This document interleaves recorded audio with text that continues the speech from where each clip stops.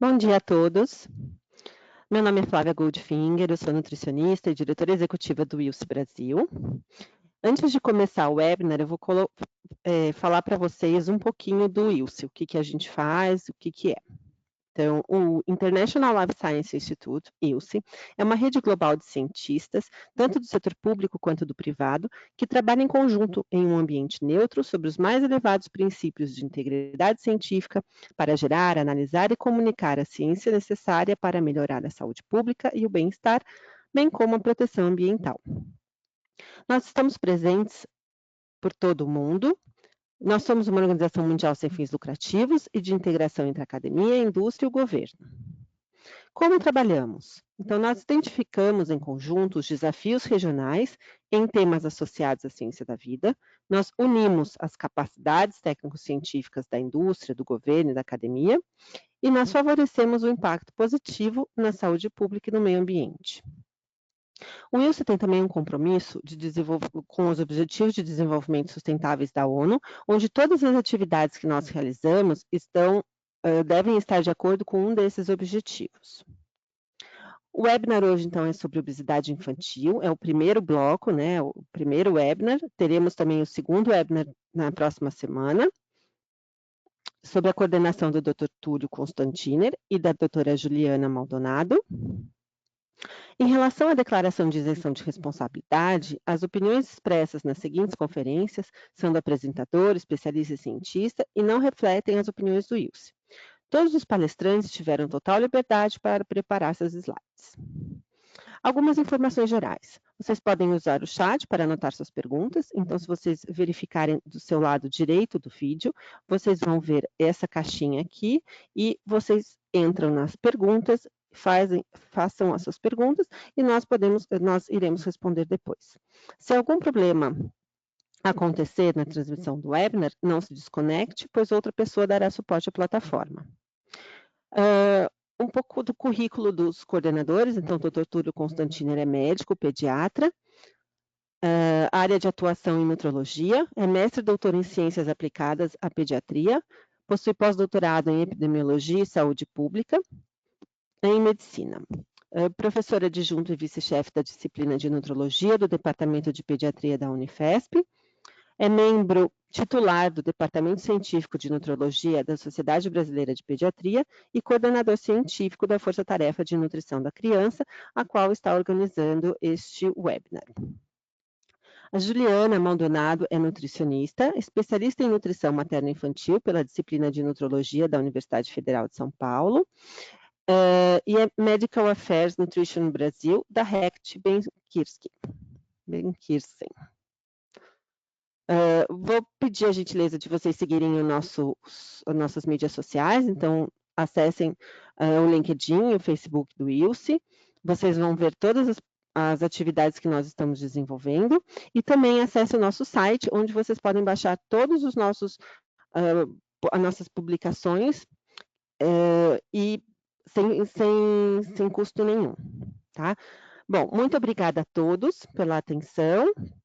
E vamos dar início, então, ao webinar. Vou convidar o Dr. Túlio Constantiner para coordenar e chamar os palestrantes. Muito obrigada a todos. Dr. Túlio, é com você. Bom dia a todos. É um prazer estar aqui. Obrigado, Flávia, pela apresentação. Devo dizer que é um prazer estar desenvolvendo junto com isso essa atividade. Esse webinar, junto com o próximo, que é na semana que vem, no mesmo horário, ele foi idealizado com o objetivo da gente juntar as informações de especialistas em cima de um tema tão importante que é a obesidade infanto-juvenil. Então, nós temos 3 especialistas hoje, teremos 3 especialistas na semana que vem. Hoje nós teremos uma nutricionista, um educador físico e uma fonoaudióloga conversando conosco sobre as questões relacionadas à obesidade e à infância e adolescência. Nós vamos começar com a professora Rosane Lessa. A professora Rosane Lessa é uma nutricionista com atuação em consultório. Ela também trabalha no Hospital Universitário Antônio Pedro, da Universidade Federal do Fluminense. É preceptora da residência e membro da Comissão de Educação Permanente, membro da Comissão de Curativo.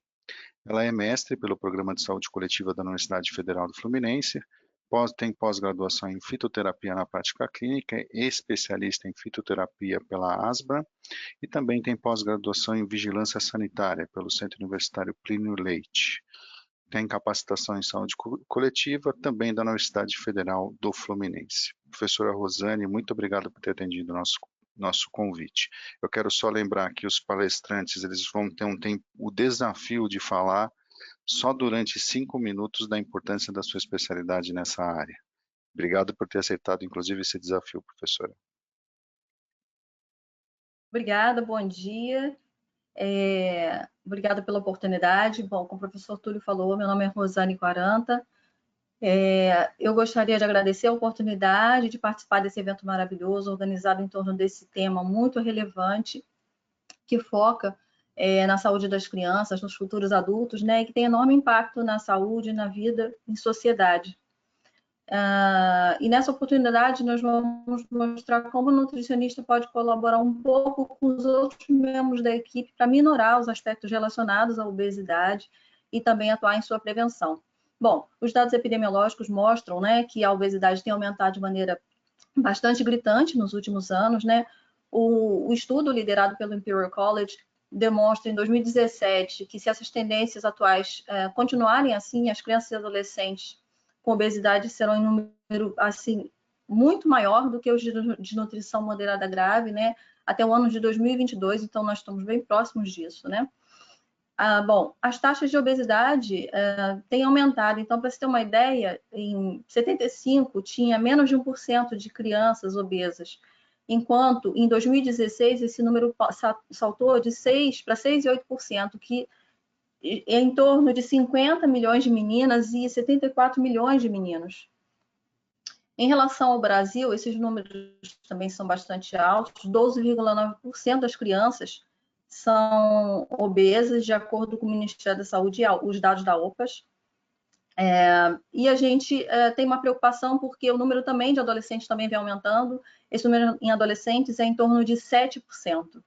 Bom, como que a gente trabalha isso? Como já bem sedimentado para o diagnóstico de obesidade, a gente utiliza o IMC, e o IMC é ajustado para a idade e para o sexo. Para auxiliar nesse diagnóstico, a gente pode utilizar um programa chamado Antro e Antro Plus, ele está disponível na plataforma da OMS, e aí ele facilita o diagnóstico e até o acompanhamento dessas crianças e adolescentes.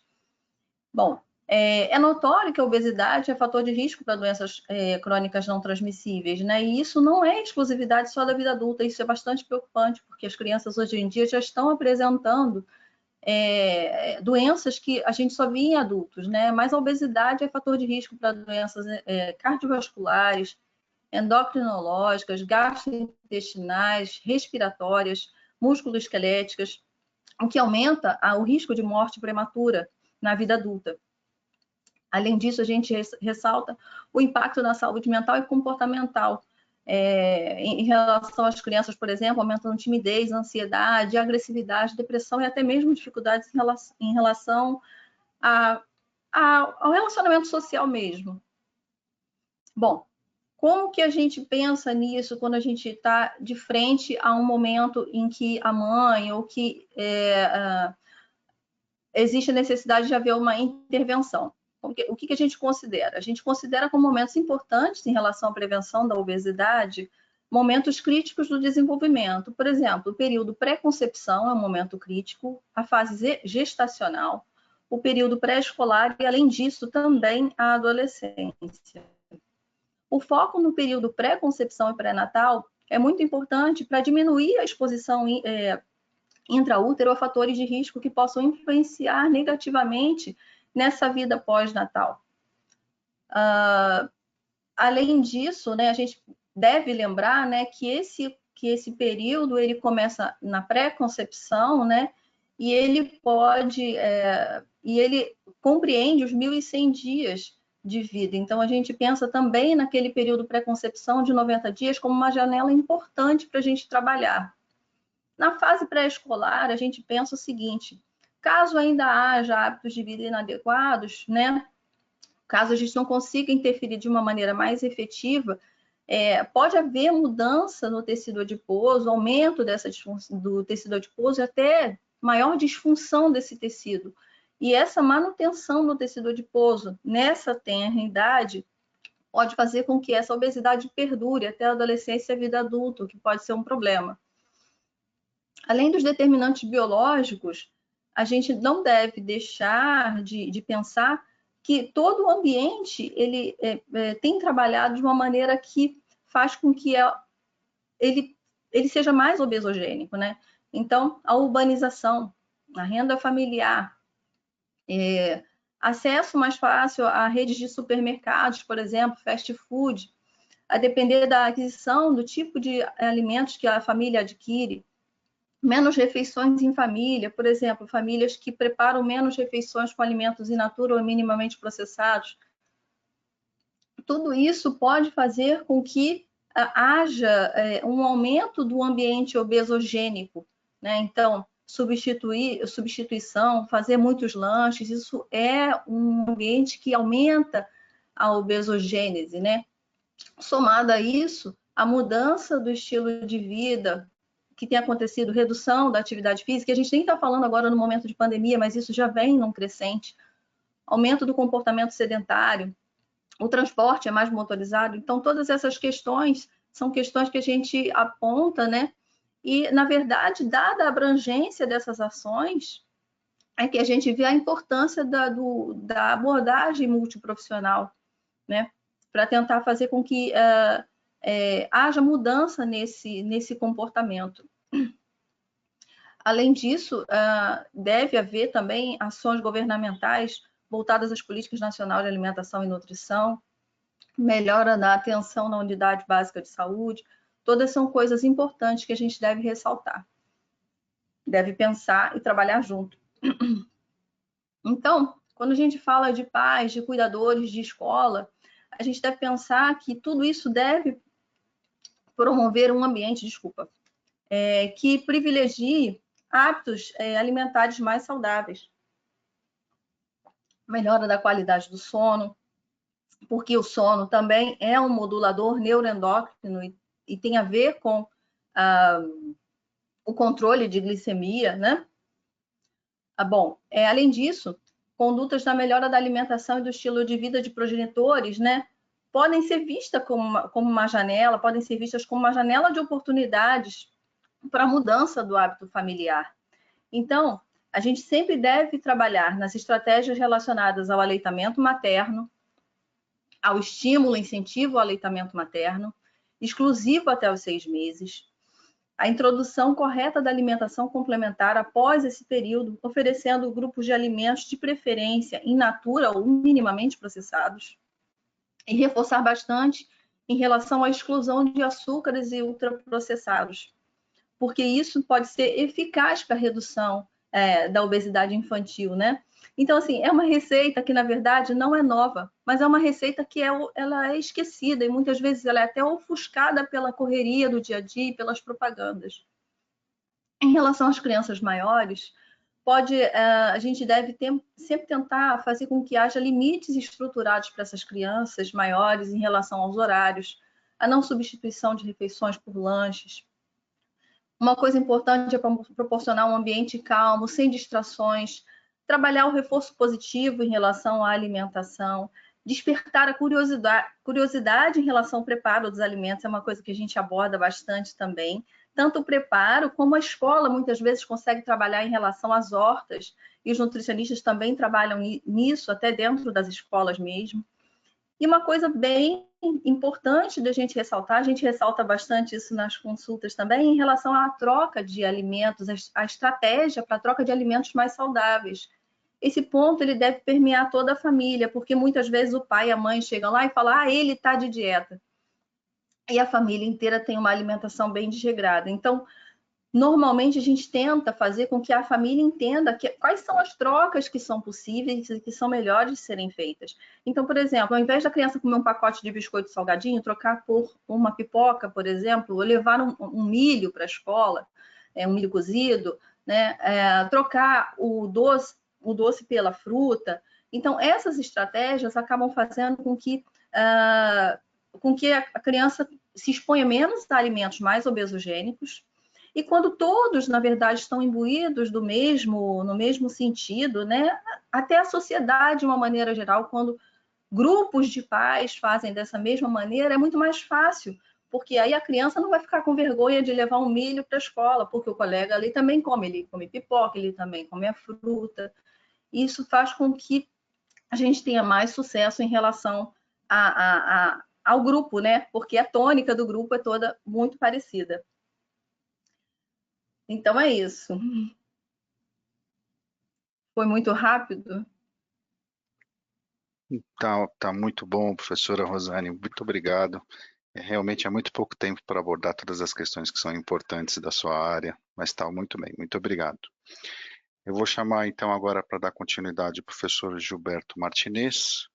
O professor Gilberto, ele tem graduação em Educação Física pela Universidade de Mogi das Cruzes, tem pós-graduação em Personal Training pela FMU, Fisiologia do Exercício pela Unifesp e Treinamento Esportivo e Biomecânica do Esporte pela Universidade Gama Filho. Ele é mestre em Biologia Molecular pela Unifesp e doutorando também na mesma área pela mesma universidade. Atualmente, ele é um personal trainer, fisiologista com prestação de serviço em institutos de medicina integrativa, academias e clubes esportivos.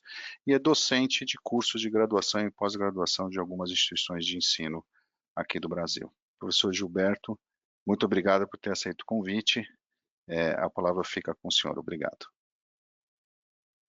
Obrigado.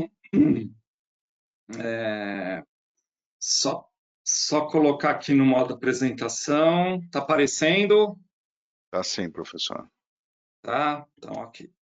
Muito obrigado pelo convite, professor Túlio, Graziella. A ideia aqui, em 5 minutos, obviamente, é passar, né, um resumo da nossa atuação hoje, que é bem mais dinâmica do que há uns anos atrás. Então, hoje, o profissional de educação física ele tem um papel de gestor, ele tem um papel de pesquisador, né? Ele tem um papel de prescrever exercícios. Então, a ideia aqui não é nem falar nos melhores tipos de exercício, isso estará no capítulo do livro, hoje para crianças e adolescentes obesos, mas a ideia é dar uma visão mais geral de tudo que a gente pode abranger na área da educação física. Então, deixa eu só ver aqui como eu passo os slides. Um minutinho. Professor, Não talvez tá tirar Oi, do modo apresentação e colocar de novo, por favor? Sim. Tira do modo apresentação. Isso. Se apertar o botão ESC, talvez funcione. Tô apertando, mas não travou, parece.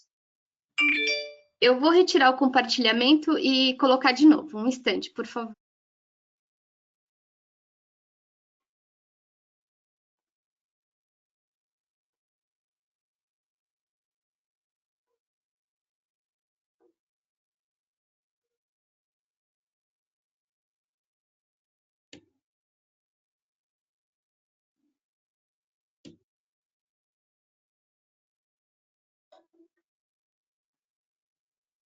Isso.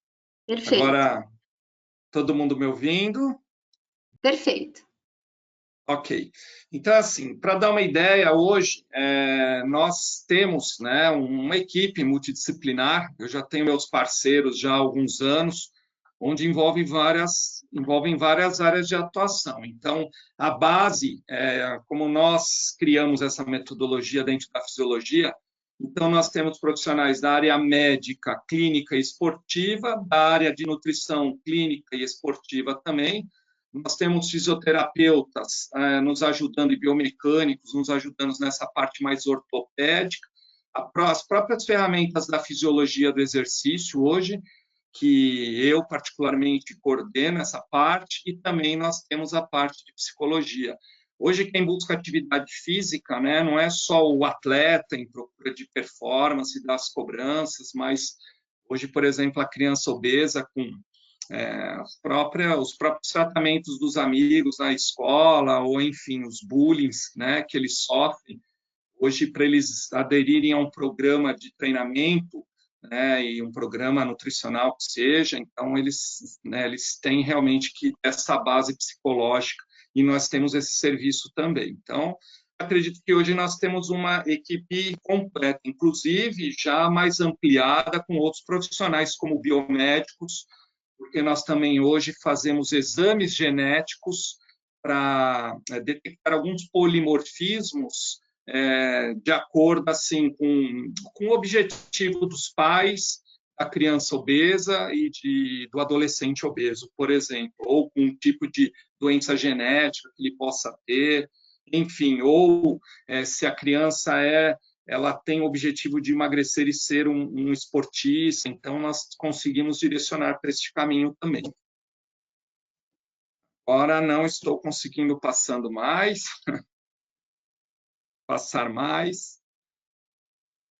Por algum motivo está travando. Professor, novamente, tenta tirar o slide do modo apresentação e colocar de novo. Eu acho que a conexão do senhor está um pouco ruim. Que o vídeo está travado também.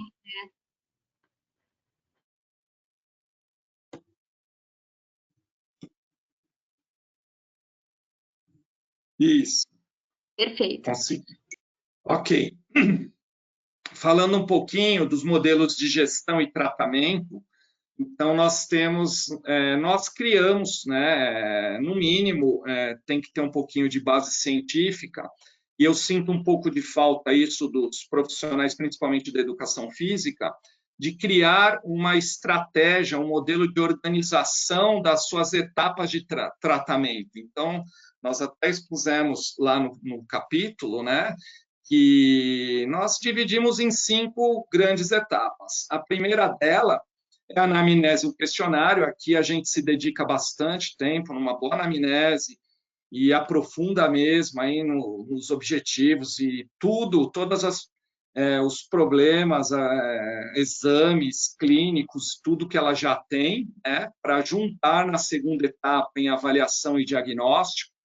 Aqui, além de exames de sangue, exames ortopédicos, de imagem, nós associamos as nossas ferramentas, nós temos exames específicos da fisiologia do exercício hoje, que aplicamos aqui, com todos esses exames na mão, mais todas as questões de objetivos dos pais e da criança obesa e adolescente, isso com sobrepeso também.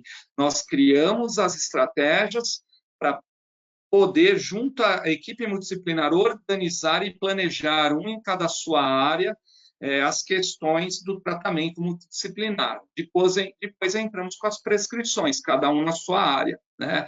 Eu, no meu caso, com as prescrições de exercício, né? Novamente repetindo os melhores tipos de exercício hoje para cada perfil de idade da criança com sobrepeso e obesa, nós descrevemos no capítulo.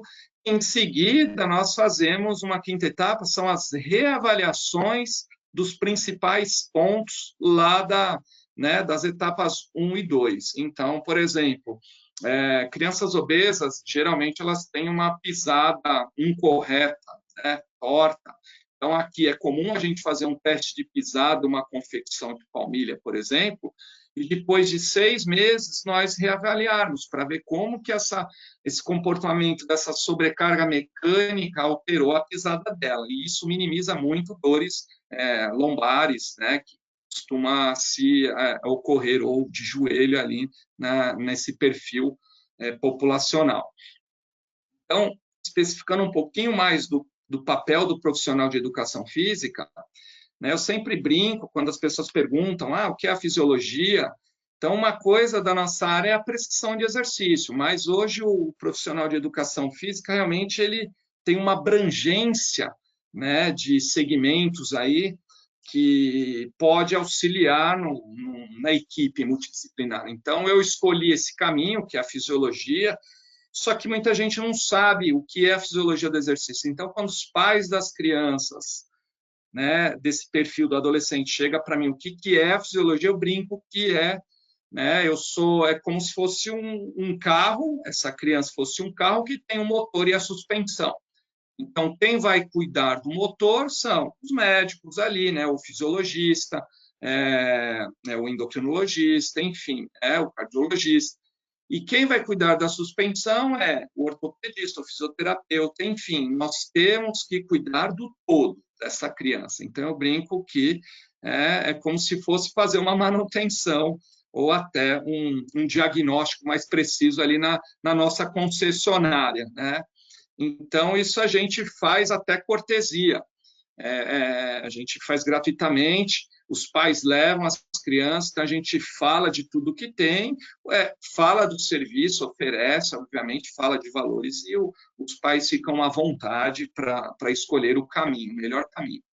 Dentro da ciência do exercício, é óbvio que a gente sabe que os diferentes efeitos que ele faz, mas eu gosto muito de chamar a atenção coloco essa figura como principal, foi um trabalho meu de mestrado, que foi o efeito do exercício físico aeróbio moderado no trato gastrointestinal, mais especificamente no ilho intestinal. Então, aqui a gente percebe a camada mucosa, numa morfologia, e nessa seta escura mais grossinha, ela é a camada muscular responsável pela motilidade, né? A muscular longitudinal e circular. Então, vejam que esse aqui é uma imagem de um animal sedentário, que ele não fez o exercício de 1 hora dentro daquela característica aeróbia.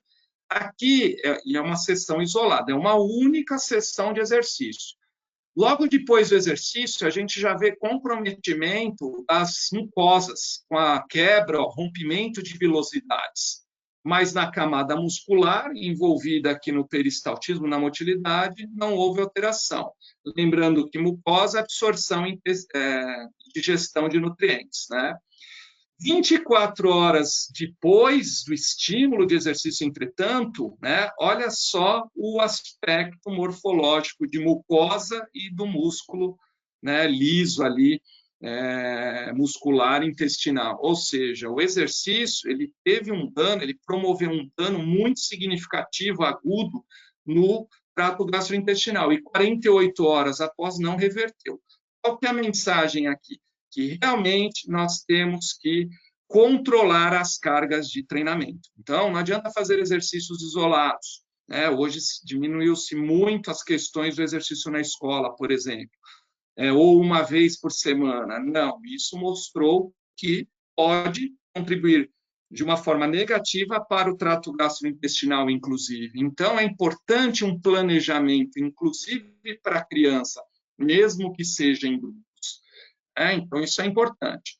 Então, pensando em contemplar tudo isso, nós temos hoje vários exames. Então, eu coloquei alguns até de nomes, nós que criamos exame esportivo, metabólico, cardiopulmonar, né? Então, a bioimpedância é clássica já nas clínicas, apesar de ela ter algumas limitações. A termografia nós usamos, teste de pisada e palmilhas, e até exames de perfis genéticos hoje. Então, só para mostrar um pouquinho, eu tenho alguns slides, mas prometo terminar o mais breve possível, já está acabando. A fisiologia do exercício era muito utilizada em atletas, né? A gente trabalha aí com futebol, enfim, os testes genéticos, essa figura à direita ali sou eu, a gente está fazendo os testes nos atletas de base do Santos, né? Para potencializar as capacidades físicas desses atletas, mas hoje a gente está implantando em clínicas médicas. Só não coloquei fotos de pacientes crianças, porque eu acho um pouquinho deselegante, então eu coloquei de adultos, mas hoje, por exemplo, nós temos sistemas de análise de gases, onde a gente pode avaliar a calorimetria indireta, a taxa metabólica basal da criança, não tem problema nenhum, fazer um teste cardiopulmonar numa criança.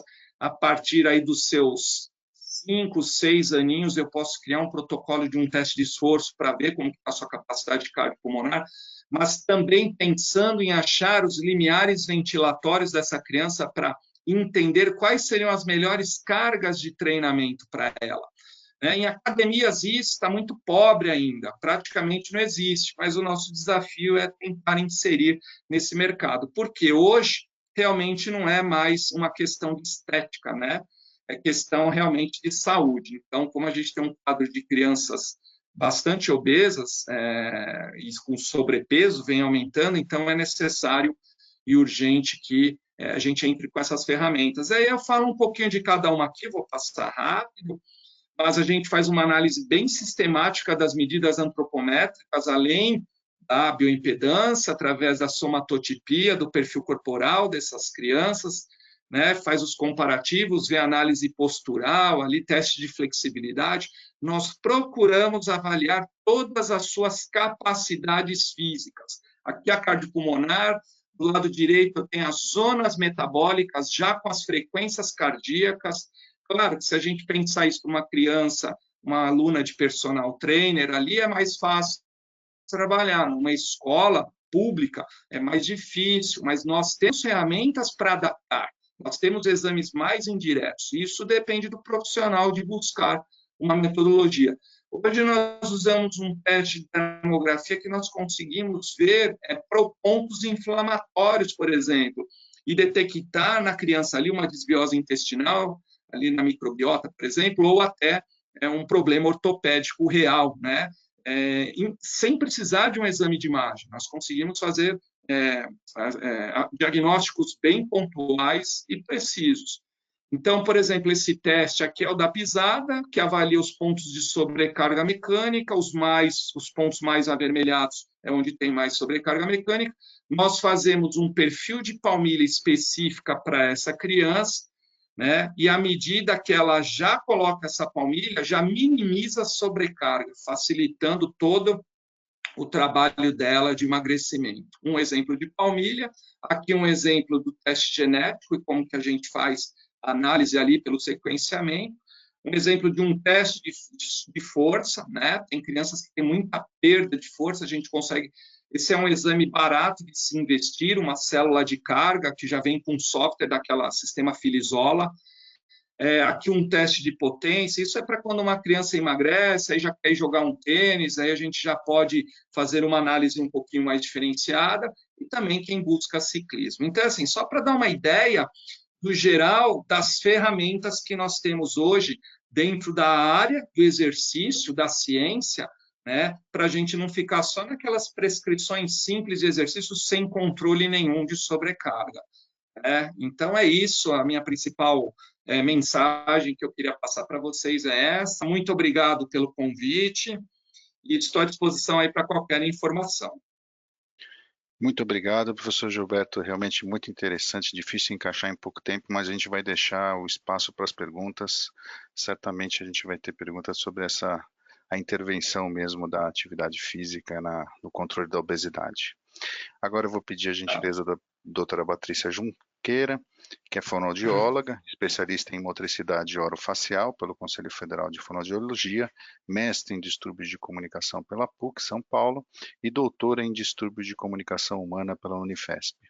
Ela é idealizadora e responsável pela coordenação do Instituto de Desenvolvimento Infantil, possui 30 anos de experiência clínica no atendimento a bebês e crianças, nas áreas de motricidade orofacial, alimentação e fala, e tem estudado extensivamente e é pioneira no Brasil na utilização de uma abordagem integrativa responsiva para as dificuldades alimentares infantis.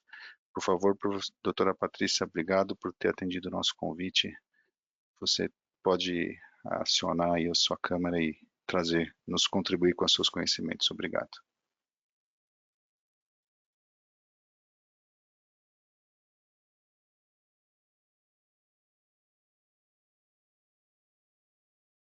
Doutora Patrícia, a senhora está no mudo.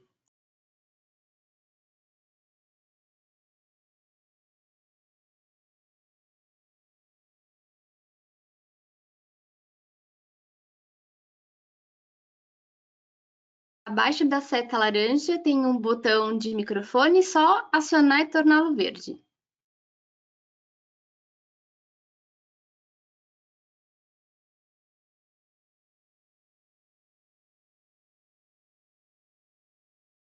Tente novamente, por favor. Agora sim. Perfeito. Olá, agora estão ouvindo? Estão ouvindo? Olá, bom dia a todos. É sempre uma alegria e um enorme uma enorme honra, né, a aceitar os convites do ILSE e, mais uma vez, agora falando de obesidade e a contribuição da fonoaudiologia. Então, mais agradeço o convite, a oportunidade, Dr. Túlio, e a toda a equipe do ILSE. É interessante porque eu estudo e trabalho com crianças com dificuldades alimentares. E foi nessa prática, nessa lida diária com essas crianças, que eu comecei a ter contato com crianças com grande risco para o desenvolvimento da obesidade. Então, eu quero começar contando algumas histórias, né, que ilustraram isso.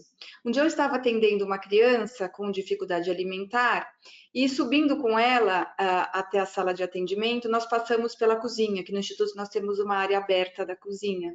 Estava tendo uma celebração, porque era aniversário de uma outra criança. E eu passei e falei, opa, tá tendo festa? E nos foi ofertado um pedaço de bolo, um bolinho caseiro que tinha lá. E essa criança virou para mim e falou, eu não posso comer, minha mãe não me deixa comer porcaria. E aquilo me chamou muita atenção. E na sequência ela falou para mim, mas se eu comer você não conta para ela? Então eu fiquei pensando, né, no imaginário daquela criança, o que significava o doce? O que significava todo aquele... o que significava comer? Qual era a relação que ela estabelecia, né, com os alimentos? Né? E não tão frequente, nós encontramos, quando nós pedimos o diário alimentar para essas crianças que não comem, nós observamos nesse diário alimentar vários alimentos e o horário, a rotina muito ruim. Né? Então, eu olhei outro dia um cardápio de uma criança que me chamou bastante atenção, em que ela, sempre após, né, pequenas refeições, vinha uma sobremesa. Mas essa sobremesa nem sempre era consumida até o fim. Então, vinha um iogurte, vinha um Danone, vinha um doce, um pirulito. E eu perguntei para a mãe, né, o porquê, né, sempre depois das principais refeições vinha algo muito açucarado. E ela disse para mim, né, que desde pequena ela precisou de uma motivação extrínseca para comer, ela sempre precisou de uma recompensa. Então, até hoje, ela já está com 3 anos, quando ela comia, ela já tinha associação de precisar de algo.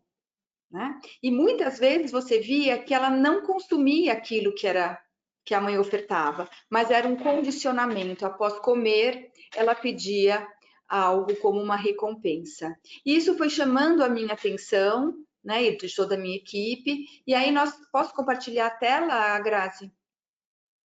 Sim. Acho que ela não está... Peraí. Eu vou abrir aqui.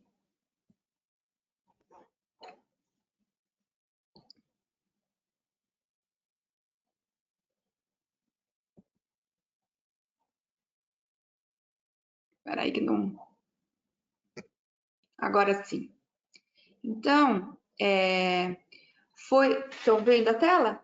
Então, a minha jornada, né, foi baseada nessas experiências ao longo desses 30 anos, em que eu fui começando a perceber que comportamento alimentar, ele vai muito além da boca e do estômago. Né? E como desde cedo, né, desde muito cedo... Não enxergamos a sua tela. Não estão vendo? Não, eu vou compartilhar novamente. Tá.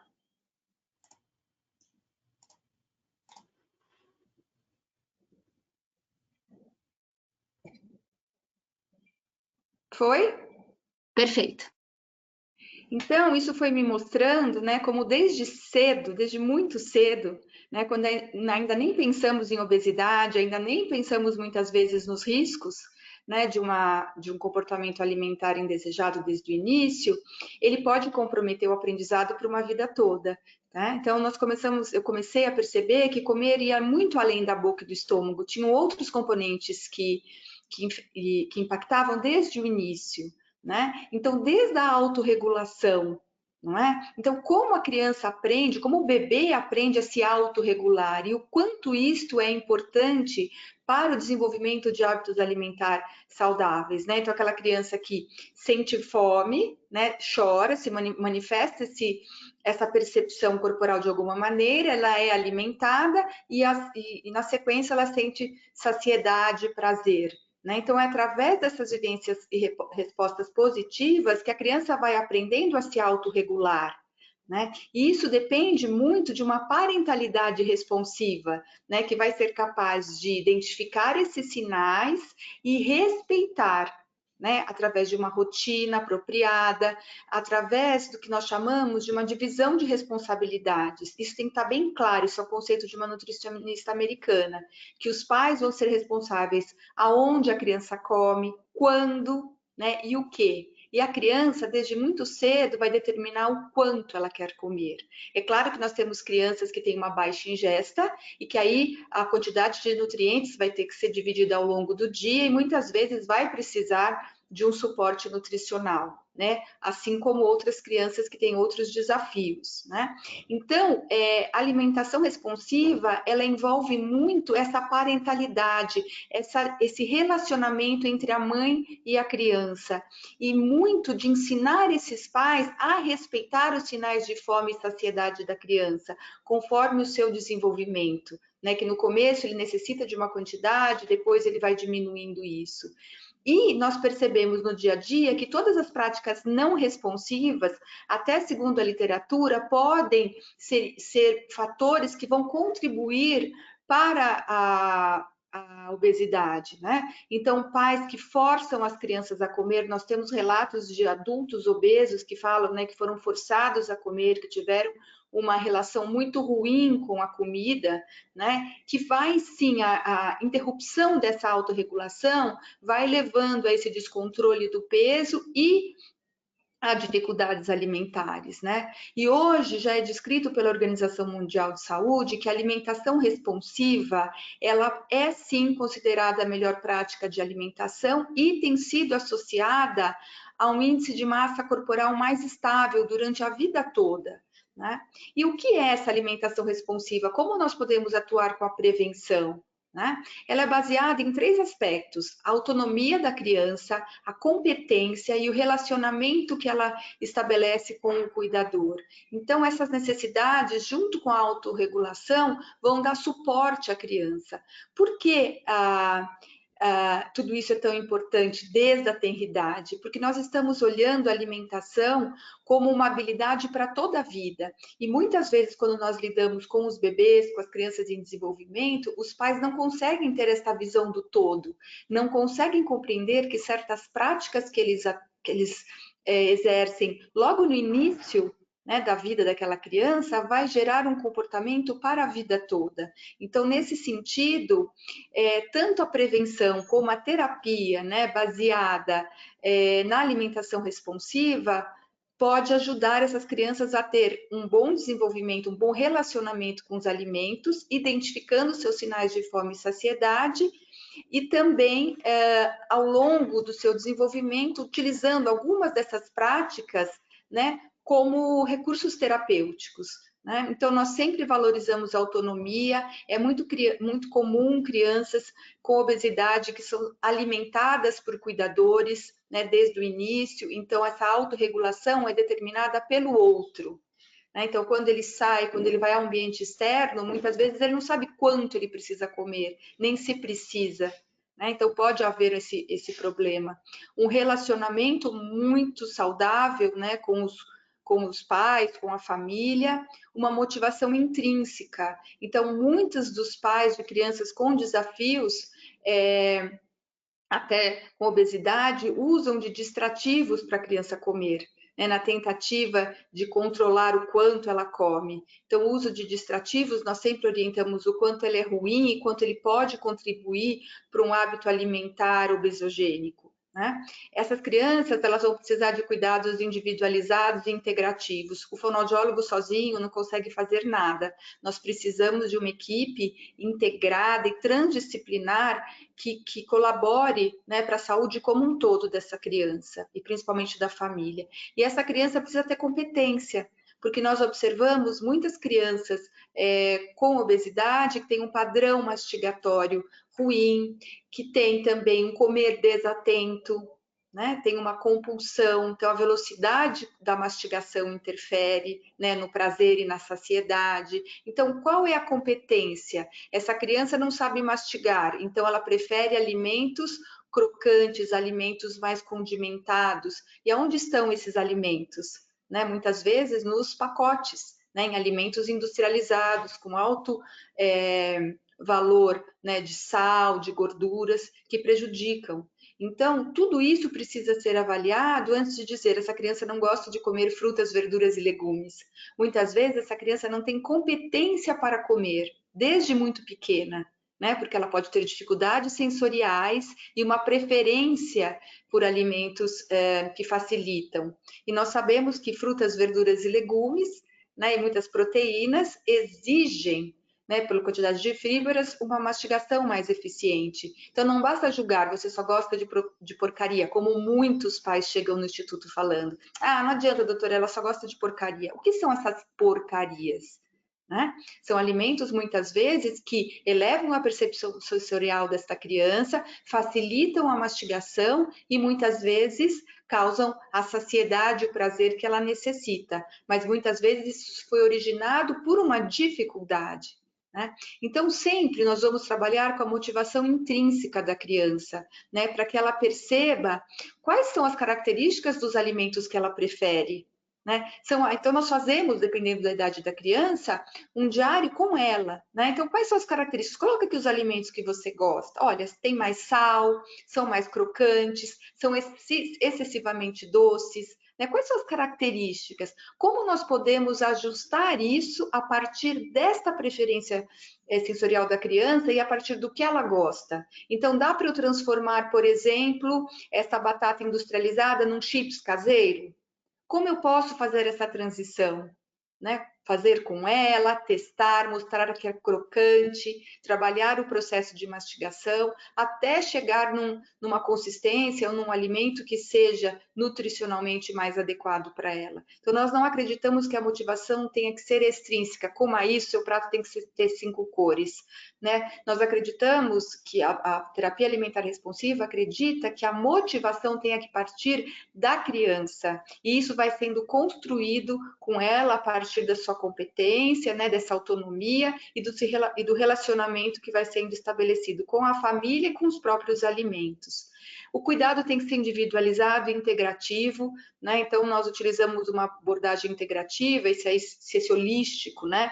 É o olhar integrativo, integral. É preciso compreender as causas, né? Os possíveis encaminhamentos, mas não aquele encaminhamento de vai para cá, vai para lá, vai para endócrino, vai para o psicólogo. Não, não, não. Nós queremos compreender essa criança como um todo, isso acaba sendo um jargão, né? Mas que essa equipe possa conversar, então que eu possa falar para o nutrólogo ou para o nutricionista ou para o profissional que está atendendo essa criança e dizer, olha, ela tem preferências sensoriais para alimentos mais crocantes, mais condimentados. Nós conseguimos fazer essa substituição? Ela precisa de mais pista sensorial, ou a mastigação dela ainda não está adequada. Dá para colocar uma crocância sem ser... Estou falando crocante porque é muito frequente nas crianças com dificuldades alimentares e até crianças obesas, nessa preferência por alimentos industrializados que são naturalmente crocantes, mas com excesso mais de gordura e de sal, que dá uma pista e que dá um prazer,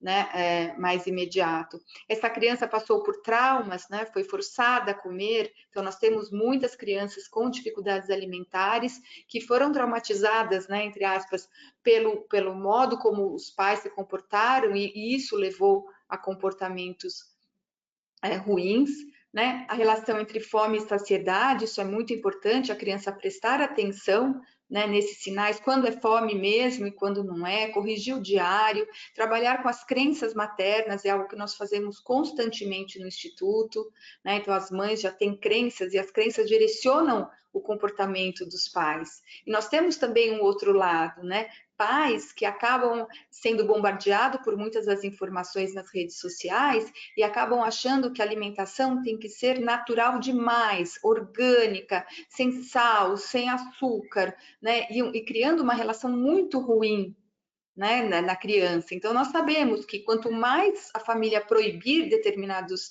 alimentos, né, ou exigir que essa criança coma, na adolescência, com certeza ela vai evitar ou vai ficar compulsiva. Isso não sou eu que estou falando, os estudos cada vez mostram isso, né, que quando as crianças são coagidas a comer determinados vegetais, na adolescência elas deixam de comer. Então, também temos esse outro lado, como um excesso de cuidado com a alimentação pode gerar hábitos compulsivos, como daquela criança que diz para mim, mas se eu comer, você não conta para minha mãe? O que está no imaginário de uma criança de 4 anos? Então, o nosso cuidado também com os excessos, né?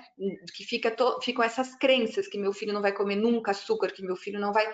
Né? A gente sabe que até os 2 anos isso é totalmente contraindicado, mas como abordar esse assunto de forma mais natural, né? Sem patologizar a alimentação. Né? A competência, o fonoaudiólogo é totalmente preparado para trabalhar e, como eu falei, nós trabalhamos em parceria com a nutricionista, né, no sentido de ajustar os alimentos à habilidade que a criança tem. Então, muitas vezes a criança não come proteína, não come vegetal, porque ela não consegue mastigar com eficiência, né? Tem uma má oclusão, tem uma mordida cruzada. Então, quantas vezes, né, nós já detectamos crianças que não aceitaram as fibras, e quando nós vamos olhar, a criança tem uma mordida cruzada que impede a lateralização da mandíbula e, efetivamente, uma mastigação propícia para este tipo de alimento, né? E sempre o nosso progresso não vai ser quantificado pelo número de mordidas ou pela ausência de mordidas, e sim pela relação que a criança vai estabelecendo com os seus sinais de fome e saciedade com os alimentos. Então, não é comeu menos, então ok, sucesso. Comeu mais... Não, nós vamos trabalhando a relação da criança com os alimentos e com o momento da refeição, para que ela saiba identificar os sinais de fome e saciedade. E não esquecendo que muitas crianças que têm dificuldades no processamento sensorial têm uma dificuldade na sua autorregulação. Então, são crianças que não percebem seus sinais internos de fome e saciedade, podendo levar também a uma compulsão. Então, não é simples tratar a obesidade, todos nós aqui sabemos, mas como é complexo também quando você não percebe isso, né, e cria dietas ou cria estratégias, né, mesmo que sejam proibitivas para a criança, sendo que ela nem consegue identificar, né, o que é fome com o que é saciedade. Então, nós precisamos realmente trabalhar com essa competência, ajustando o cardápio da criança em parceria com a nutricionista, possibilitando conforto, porque essa imagem, a criança é um bebê e ela está nauseando. Né? E quais são as relações que ela está desenvolvendo com o alimento? O que fica registrado no sistema límbico dela? Né? Que quando ela come esses vegetais, esses legumes, ela tem náusea, ela tem desconforto.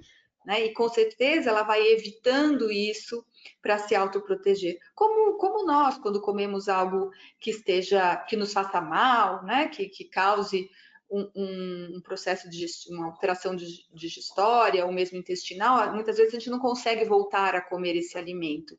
Isso pode acontecer também desde tenra idade com os bebês. Né? Trabalhamos muito com a variedade, então existe um mesmo alimento, ele pode ser ofertado de infinitas maneiras, né? Então buscar essa saciedade e essa curiosidade pelos alimentos, e utilizamos sim práticas para diminuição da ansiedade. A partir de 4 anos nós utilizamos já a prática de mindfulness, que ajuda muito essas crianças a identificarem sinais de fome e ansiedade. Sim, o mindfulness ele pode ser trabalhado com crianças, né, a partir de uma adaptação dessa prática. Então, nós utilizamos, a nossa psicóloga no Instituto, ela tem total formação para trabalhar com mindfulness com crianças, e temos tido ótimos resultados com as crianças obesas também. Eu poderia ficar falando aqui o dia todo, né? Fonoaudiólogo adora falar, mas meu muito obrigado mais uma vez ao convite, e estou à disposição para qualquer dúvida, qualquer questão que possa ter surgido a partir da minha fala. Muito obrigada, eu agradeço. Obrigado, professora Patrícia, pela sua participação, é realmente muito interessante. Eu acho que a gente vai ter aproximadamente 20, 25 minutos ainda para poder interagir com o pessoal que está assistindo, aí atendendo algumas perguntas específicas. Vou passar a palavra agora, então, para a Juliana Maldonado, que é a coordenadora da Força Tarefa de Nutrição da Criança, e para ela moderar as perguntas. Juliana, por favor. Uhum. Olá, bom dia a todos. Um prazer estar aqui com vocês. E, primeiramente, eu gostaria de agradecer a presença de todos e parabenizar pela aula dos 3 profissionais. Foi excelente, enriquecedor. Aprendi bastante também. Eu, como nutricionista aqui também, acabei aprendendo. E meu desafio hoje aqui é encaminhar as perguntas que a gente recebeu aqui no chat. Desculpa, Juliana, acho que a gente pode pedir para a professora Rosane e para o professor Gilberto também abrirem as suas câmeras, né? Para essa conversa, por favor. Ótimo, ótimo. Para a gente fazer um bate-papo aqui. E tentarmos sermos breve também na resposta, porque a gente já estourou um pouquinho do tempo. Mas vamos lá. Para o Dr. Gilberto, qual a importância de se adotar uma metodologia real e mais definida de trabalho na sua área, né, de gestão profissional e equipe multidisciplinar junto a esse público? Olá, obrigado, Juliana, pela pergunta. Bom, a gente falou um pouquinho, né, disso, dessa importância, mas realmente nós temos que ter parâmetros, né, para as melhores prescrições de exercício físico. Então, a importância de você ter uma gestão, uma metodologia organizada, você otimizar, né, na minha área, principalmente, o emagrecimento, mas sem ter catabolismo proteico, evitar lesões, né, nas atividades físicas propostas, seja ela individual, seja num esporte ali individual, coletivo, seja um grupo de crianças, nós temos que tentar, né, independente do grupo, ter parâmetros e ter metodologia. O que se vê hoje é colocando todas as crianças e adolescentes, por exemplo, num mesmo grupo ali e colocando os mesmos tipos de exercício, ou tipos de intensidades de exercício para todos iguais. Então, isso tem que ser um pouquinho mais mapeado, melhor, né, mapeado. Isso dá para fazer com um simples exame genético, por exemplo, e hoje a gente tem parceria aqui com a Unifesp, ali, com o professor doutor João Bosco, que às vezes nem teria custo. Então, é importante a gente falar aqui, né, desses tipos de parceria, porque a gente mapeando um gene específico, dá para saber se ele pode forçar um pouquinho mais ou não na intensidade do exercício. Né? Então, isso já começa a diferenciar. Mas não é só isso, como eu falei mesmo, do tipo de pisada, ali no exame de baropodometria ou de palmilhas, você já consegue fazer um trabalho diferenciado. É que, infelizmente, dependendo do tipo de exame, os exames de termografia são muito aplicados hoje, mas dependendo do tipo de exame, ele já se torna um pouquinho inviável, às vezes pelo custo, então não chega-se a toda a população.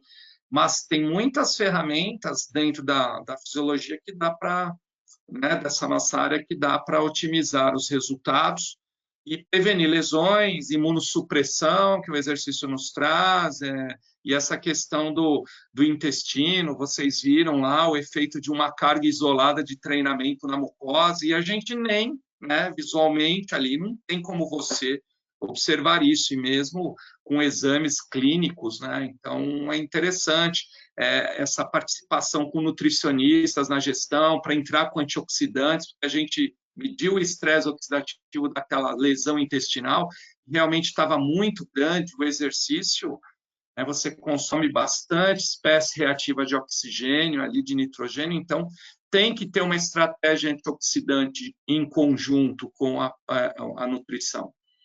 Aproveitando também, parabenizar essa área da doutora Patrícia, essa aplicação da área dela, que eu gostei bastante também. Tá? Obrigada.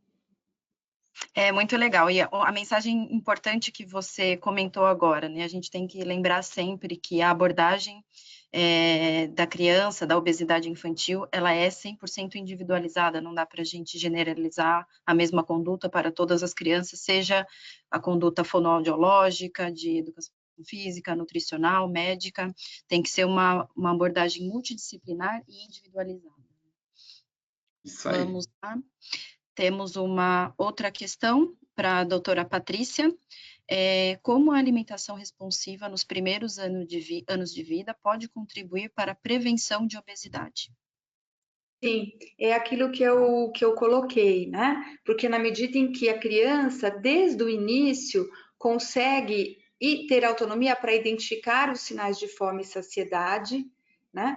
À medida em que essa criança vai tendo autonomia, ela vai tendo o autocontrole do que ela ingere, né? Ela não vai ser alimentada pelo outro que controla o quanto ela vai comer, né? E a motivação intrínseca, então eu não surjo do além com uma colher ou com um alimento, né? Eu envolvo a criança, então ela olha, ela pega, ela lambe, ela sente e ela ajuda. Claro que com um bebê de 6 meses ele não vai ter a condição de ainda se autoalimentar totalmente, né? Mas é uma parceria, um relacionamento, né? Então ela ajuda porque primeiro ela permite essa autorregulação que é intrínseca e que muitas vezes é perdida pela forma, pela parentalidade, né? Na medida em que nós evitamos o uso de telas durante a alimentação, então o distrativo é o próprio alimento, né? Então nós sabemos quando a criança usa de telas, de celulares, né? Como ela come mais, e esse comer mais é um comer inconsciente. Então, na medida em que eu oriento essa família da refeição, da necessidade de refeições em família, da autonomia e da motivação intrínseca, eu contribuo para que essa criança estabeleça uma relação positiva com os alimentos e com o momento da refeição, sem a necessidade de distrativos, sem a necessidade de ser forçada a comer, e com certeza isso contribui para manutenção de hábitos alimentares saudáveis e menos obesogênicos. Perfeito. Até essa sua resposta faz um link com a pergunta seguinte, que é para a professora Rosane. A pergunta é a seguinte: apesar da grande influência do consumo de alimentos ultraprocessados por meio do marketing, pela propaganda voltados ao público infantil, como pais ou cuidadores e ambiente escolar poderiam atuar juntos na formação de um padrão alimentar saudável entre crianças e adolescentes?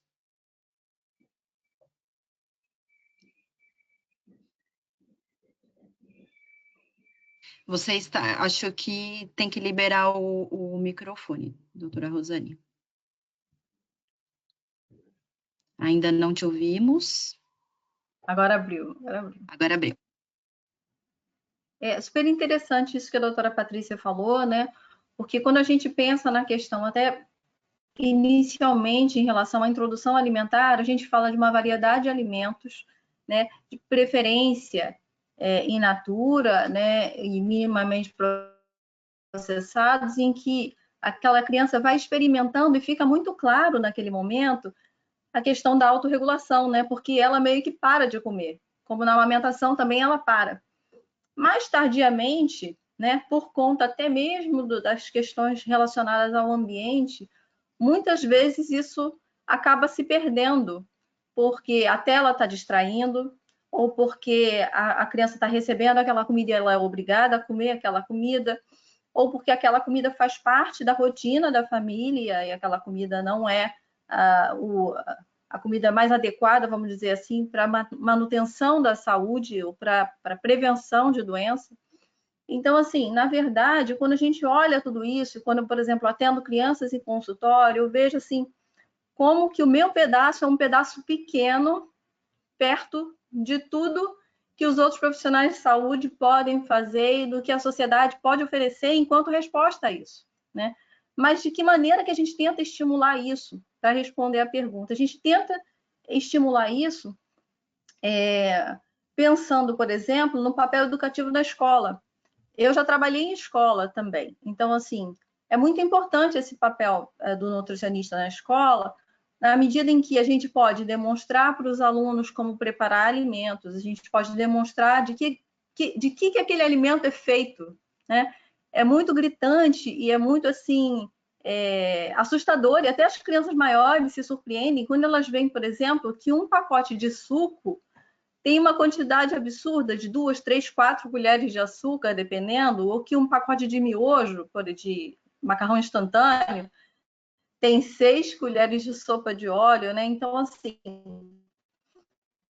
trabalhar a educação envolvendo a escola nesse contexto é uma coisa muito importante. A escola também trazendo essa resposta para os pais são coisas bastante importantes. A gente deve também trabalhar substituições saudáveis, de alimentos saudáveis. E aí, como a doutora Patrícia também mencionou, a gente não deve criar pânico, coerção em relação à alimentação, porque isso gera distúrbios mais tarde. Mas a gente deve demonstrar que a tônica da alimentação, na maior parte das vezes, ela deve ser uma alimentação saudável, e que aí sim, né, aqueles momentos em que existe a necessidade, que está numa festa, e aí tudo bem, não tem problema nenhum, mas não pode ser parte da alimentação, e não deve ser parte da alimentação corriqueira. Uma outra questão que eu acho bastante importante é em relação, tanto em relação ao preparo, mas uma coisa que estimula as crianças é o reconhecimento do alimento. Então, ir ao supermercado, ao hortifruti de preferência, na verdade, com a criança, faz muita diferença, porque ela reconhece o alimento. Aí, isso aqui é tomate? Isso aqui que é beterraba.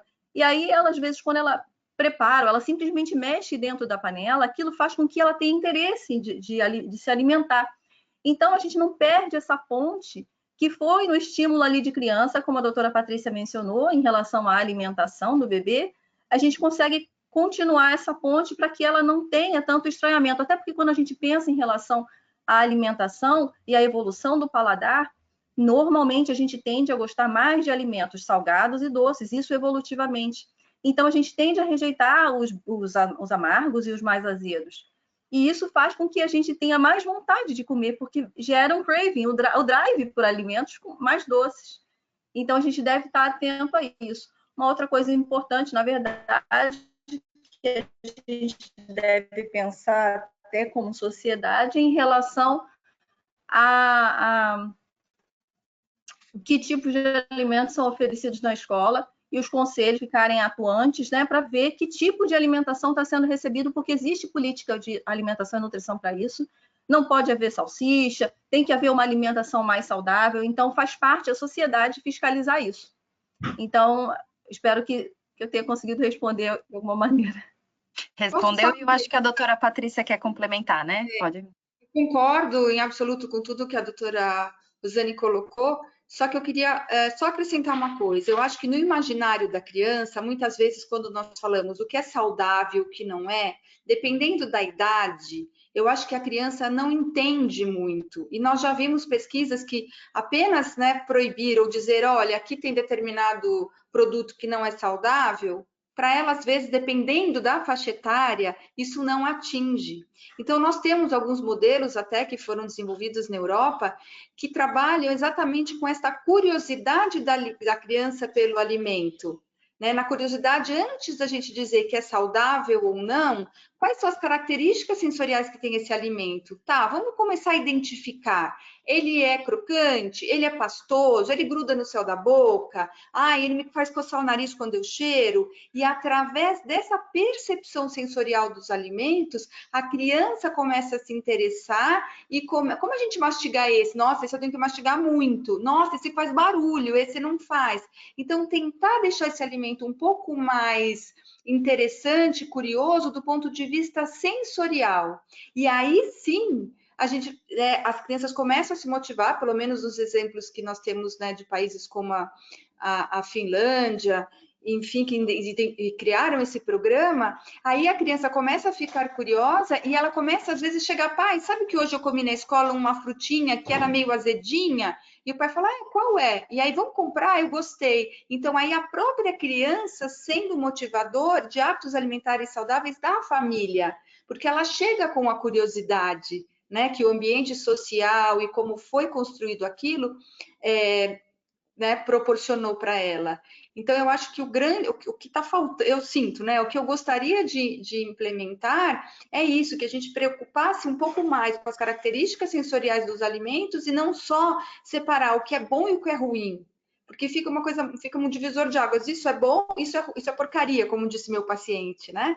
E será que só isso está ajudando essas crianças? A gente observa que o nível, né, de obesidade está crescendo mundialmente, né? Então, como a gente pode pensar, tá, isso daqui é um alimento processado e ele tem essas características, mas e esse? Se eu faço um chips crocante, também é? Né? Que a gente fala muito com as famílias, às vezes os pais querem que a criança coma uma seleta de legumes, é arroz, feijão, carninha, uma seleta de legumes. E às vezes aquela seleta, aquele alimento mais cozido, não traz nenhuma pista sensorial para ele. A gente fala, a criança cresce e a motivação pelo alimento também muda. Ela não tem a mesma motivação. E será se eu fizesse esse alimento de uma outra maneira, com uma crocância ou assado, será que não vai trazer uma percepção sensorial para ele mais interessante? Se eu fizer um finger food? Então, acho que a gente tem que começar a discutir e pensar em como introduzir hábitos alimentares saudáveis e alimentos saudáveis, mas utilizando uma outra linguagem que atinja de forma mais efetiva as nossas crianças. Concordo 100%. Excelente. Temos mais uma pergunta para a doutora Rosane. Primeiramente, estão elogiando a palestra, muito esclarecedora. Gostaria de saber qual a sua opinião sobre o uso de fórmulas infantis para mães que não conseguem amamentar seus filhos, considerando a recomendação do Guia Alimentar Brasileiro, que não recomenda seu uso, e o uso de leite integral a partir de 9 meses de idade. De leite? Recomendação de leite de vaca de leite integral a partir de 9 meses. A indicação é de se fazer as fórmulas de partida, né? E formas de segmento, na verdade, né? A gente deve utilizar as fórmulas adequadas para aquele período. Muitas vezes a gente percebe, eu, por exemplo, trabalho em hospital público, que às vezes não existe recurso para comprar aquilo. Então, o que tenta se fazer é que seja mais tardia mesmo, a partir de 9, 12 meses, porque realmente o leite de vaca, a gente sabe que em relação à composição, em relação à carga de soluto renal, é complicado para a criança, em relação à questão proteica também, então o ideal é que isso seja feito de maneira mais tardia mesmo, tá? Se possível, para as mães que não podem amamentar, é utilizar o leite daquele segmento de vida em que ela está. Então, por exemplo, a partir dos 6 meses, o leite de segmento a partir de 6 meses. Perfeito, ótimo. Eu vou fazer mais uma pergunta para o doutor Gilberto. O que poderíamos sugerir, criticar ou opinar sobre as ferramentas da fisiologia do exercício e as metodologias de treinamento, tendo em mente nosso público abordado ou até outros distúrbios ou patologias? Muito legal. Então, bom, dentro das ferramentas, por exemplo, o que a gente vê muito comum em clínicas, institutos, é a utilização no controle da composição corporal, por exemplo, a utilização da bioimpedância, né? Então, assim, um exemplo. A bioimpedância teve uma vez, um dia, que eu peguei uma criança de 9 anos, que é filha da dona do instituto, que ficou praticamente o dia inteiro lá, e eu fiz 6 avaliações de bioimpedância dela, cada 1 hora. As 6 deram resultados diferentes, né? Considerando, assim, o maior controle possível. Lógico, se ela tomasse algum termogênico, iria aumentar, iria mudar alguma coisa ali, ou pós-refeição, iria mudar alguma coisa. Mas foi um período que ela só comeu um lanchinho, então não teve quase intervenção nenhuma, sabe, no controle. Mas o que eu quero dizer com isso? Que E essa bioimpedância é aquela embora de R$80 mil. O que eu quero dizer é que é uma ferramenta que é bastante usada, mas ela tem limitações. Então, se você pode utilizar a bioimpedância como uma ferramenta, mas você pode também ter outras ferramentas de controle. Por exemplo, eu faço com medidas antropométricas. Tem um software bem bacana, né, que dá para nós utilizarmos. E aí você sempre compara os dados antropométricos com esses dados antropométricos e você vai fazendo a correlação com a bioimpedância, não teria problema nenhum. Porque a bioimpedância, ela traz, por exemplo, a parte de água, né? O volume de água ali. A taxa metabólica de repouso que a bioimpedância dá é uma estimativa ali baseada em fórmula. Então, a gente usa o analisador de gases para medir, mas, né, claro que é indireto ainda, mas você fazer uma análise do consumo de oxigênio indireto, né, pelo consumo de oxigênio, através de um analisador, é muito mais fidedigno. Quando a gente compara a taxa ali de uma criança que dá 1.100 calorias, por exemplo, obesa, né, a medida dele e faz uma calorimetria indireta por consumo de oxigênio da 580, que é a mais real, né, a gente vê que realmente a gente está trabalhando com, né,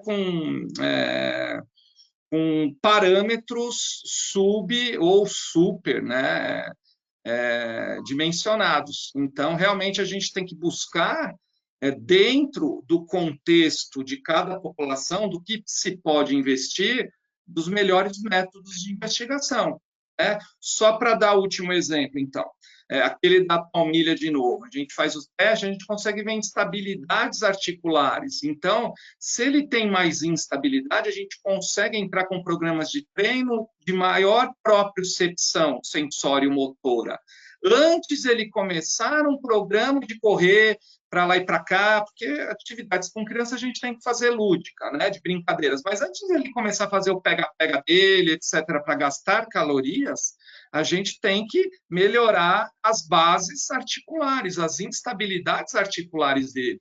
Então, a gente começa a pegar pontos que, às vezes, o profissional ele não pensa, né? Então, a gente tem que começar a pensar realmente como o todo, né? Inclusive, a interação da doutora Rosane com a doutora Patrícia, isso já é pensar no todo, né? Uma visão do profissional com a do outro.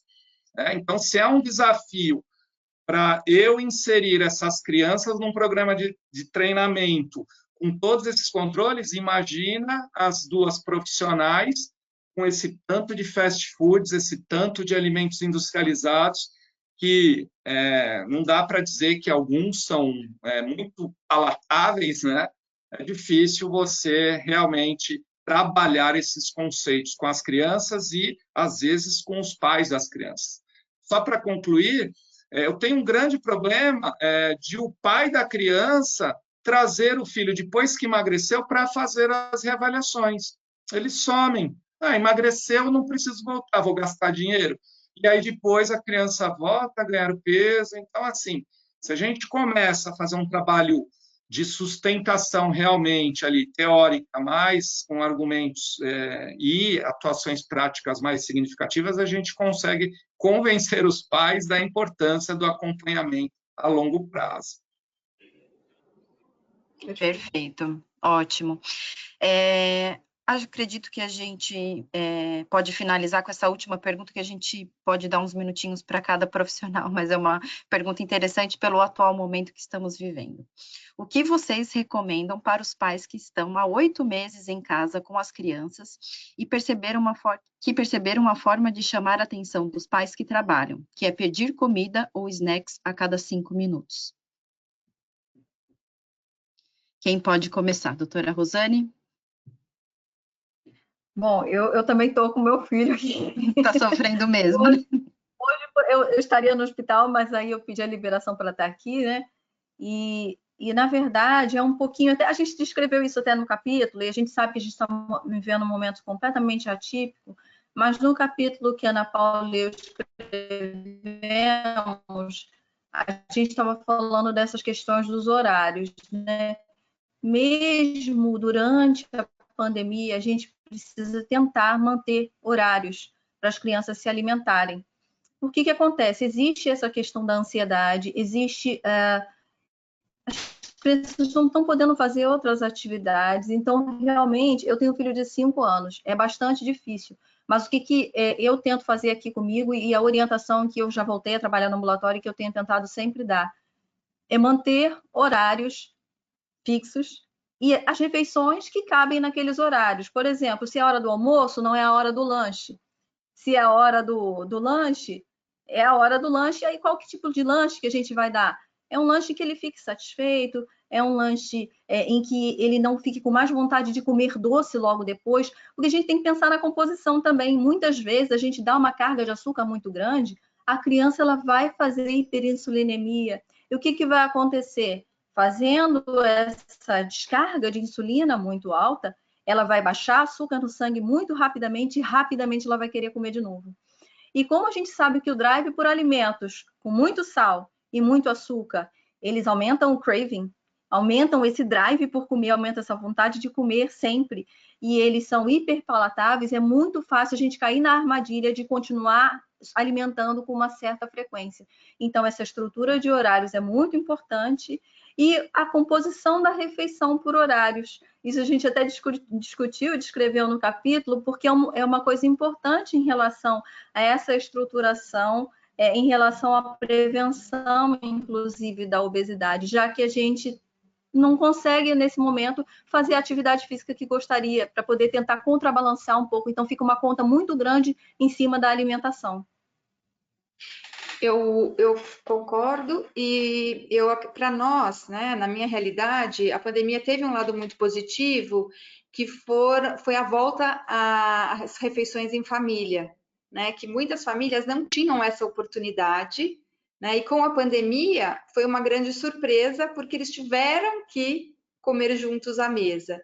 Então, eu concordo que a rotina é muito importante, e, de novo, né, a divisão de responsabilidade, que os pais têm que determinar quando, aonde e o que ofertar, né, e a criança o quanto. Então, a refeição em família, ela é um momento em que a criança, né, vai ter as vivências, as práticas, desde o café da manhã, muitas vezes, né, que às vezes o café da manhã é pulado, né, às vezes por uma fórmula, por uma mamadeira, por um comer, assim, às vezes até na cama, né? Então, por começar, como a doutora Rosane falou, com as refeições, e tentar criar uma rotina também, na medida do possível, de exercícios, né? Então, de modo lúdico, então nós orientamos criar circuitos dentro do apartamento, estabelecer a rotina não só alimentar, como também de atividades físicas, né?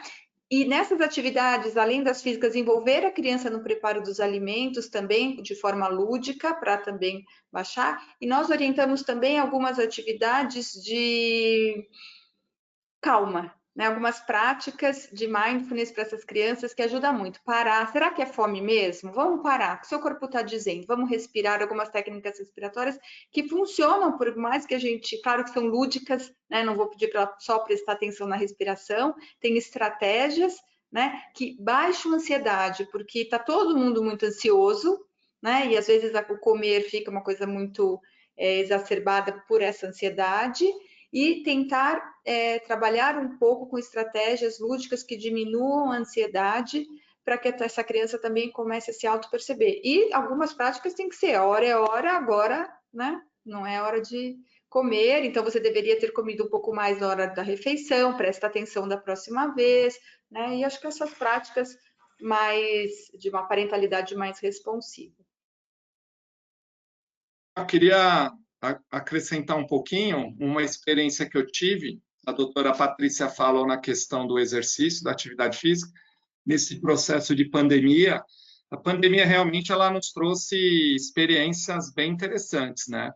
Um pouquinho antes, em fevereiro, eu estava dando aula para um aluno meu de 9 anos obeso, e eu perguntei a ele se ele tinha ido ao cinema assistir, não lembro qual filme, com o pai. Aí ele falou assim: faz 2 anos que eu não vou ao cinema com os meus pais, eles não me levam, porque eles chegam em casa do trabalho às 9h30 da noite, né?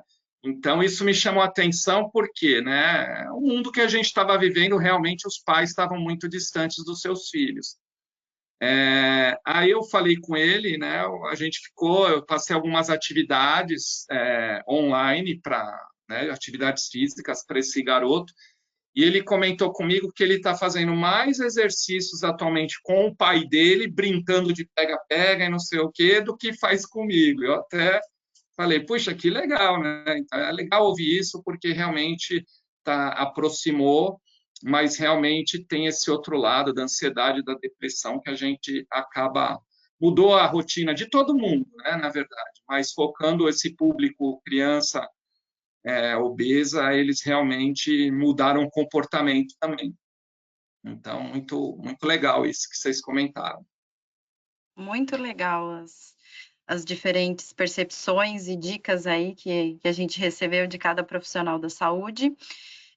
Queria agradecer imensamente a participação de vocês, muito obrigada, foi excelente a apresentação de todos e todos os aprendizados. E para a gente finalizar, a Flávia tem alguns recadinhos e eu gostaria de passar a palavra para ela. Bom, obrigada, Ju. Primeiramente, gostaria de agradecer a todos vocês também, foi realmente excelente, tivemos muitos comentários parabenizando pelo webinar, inclusive a vocês também, então, muito obrigada pela participação, esperamos poder contar com vocês em outros webinars também. Eu gostaria de agradecer a todos que nos ouviram até agora e informá-los que quem fez a inscrição para este webinar automaticamente está já inscrito para o próximo webinar, então não é necessário fazer a inscrição novamente. E gostaria de novamente agradecer a todos os que nos ouviram e todos os que falaram, que palestraram para nós. Então, obrigada e ótimo final de semana a todos. Obrigada, Dr. Túlio. Gostaria de agradecer também a minha equipe, a Grazi, a Laila, que também estão nos bastidores, mas sempre muito atenciosas com todos. Então, deixo aí um abraço a todos e um ótimo final de semana. Dr. Túlio, o senhor gostaria de fazer algum comentário? Só reforçar o agradecimento que você já fez a todos, e também lembrar que estes profissionais, juntamente com os profissionais da semana que vem, eles escreveram um fascículo sobre o tema da obesidade, para que tem justamente essa abordagem multidisciplinar como o carro-chefe da mensagem que esse fascículo tem objetivo. Verdade. Obrigado a todos. Desculpa, doutor Túlio, e esse fascículo também, só lembrando que o fascículo vai estar disponível no nosso site, que podem fazer o download sem custo nenhum. Desculpa, doutor Túlio. Imagina, muito obrigado, um bom resto de sexta-feira e um bom fim de semana para todos. Nos vemos na semana que vem novamente, né? Sim, com certeza. Com certeza. Obrigado a todos. Obrigada a todos. Obrigada, obrigado. Tchau, obrigada.